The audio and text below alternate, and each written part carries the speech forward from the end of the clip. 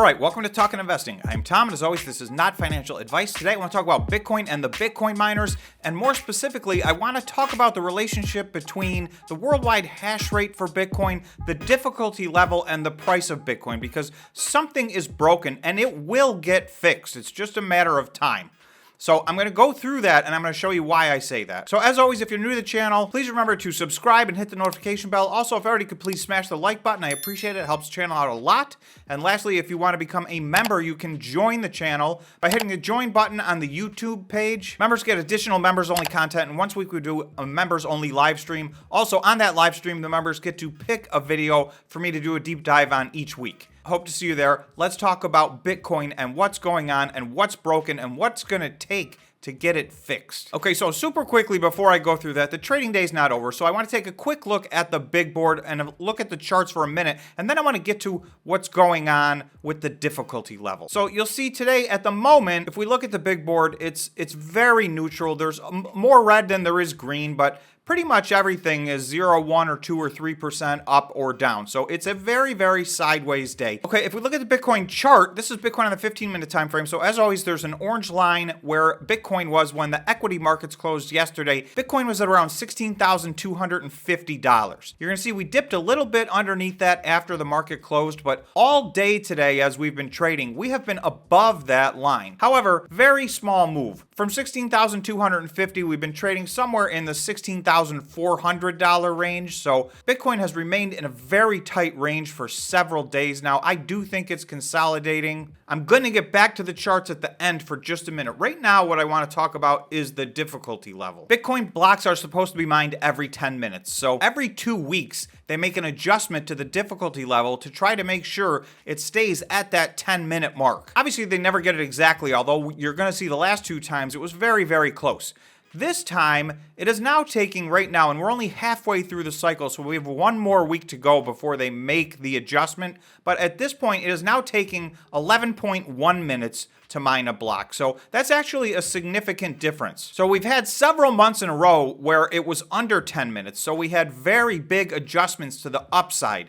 We had the last 2 adjustments in a row. So about the last 30 days, we've been completely sideways. They were very small adjustments. We can expect an adjustment down unless something changes. And there's a reason this is happening, and that's what I want to talk about. This is a list of the Bitcoin adjustments, and you can see these are about every 2 weeks. So on November 20th, the difficulty level went up 0.51%. So that's very close. That means they were very close to 10 minutes over those 2 weeks period. The 2 weeks before that, on November 6th, it went down 0.2%. So again, these two were very, very small changes. However, just prior to that, you're going to see a 3.44% increase, a 13.55% increase. We had a couple of small ones here, but then another 9% increase back at the end of August going into September. So the difficulty level is at all-time highs. While conversely, obviously, you guys know Bitcoin is at historic lows here. It's not all-time lows, but we are at the lows of this cycle. We took out the previous cycle. We're experiencing a bear market here like we've never experienced before. So these things are heading in opposite directions, and just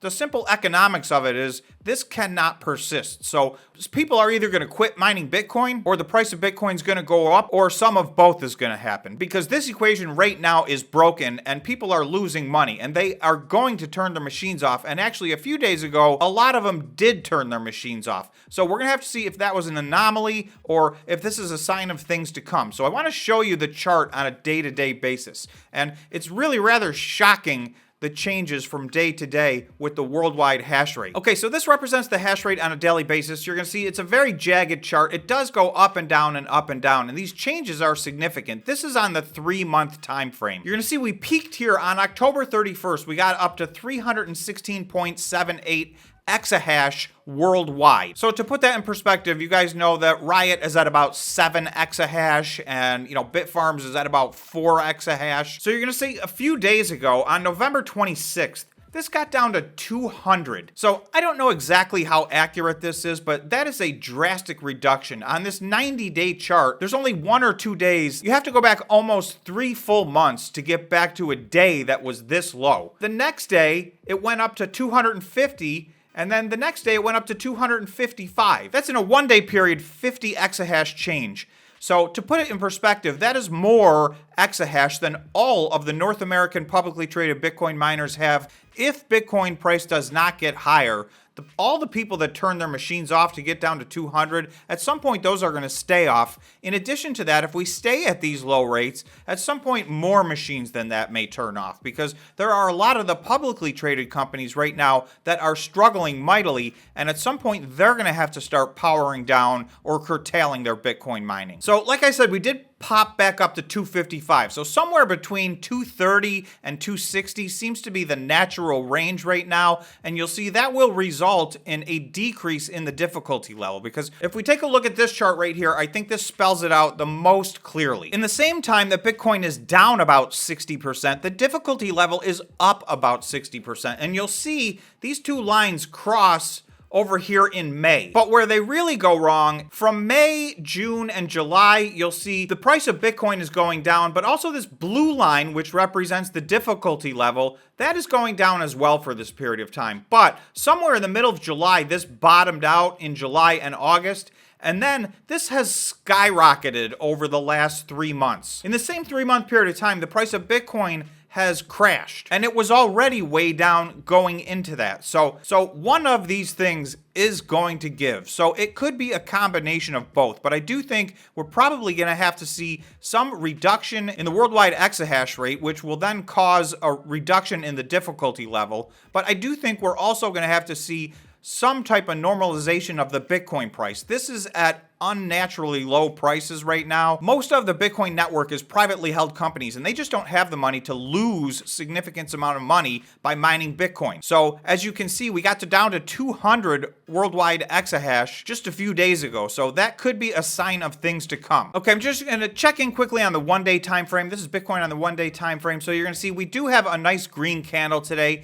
We had 3 red candles in a row, but really we've been very leveled off. Somewhere between 16,200 and 16,600 we've been for, almost 2 weeks now. We went through this massive crash with the FTX situation. So that took us down to a new 2-year low at around 15,500.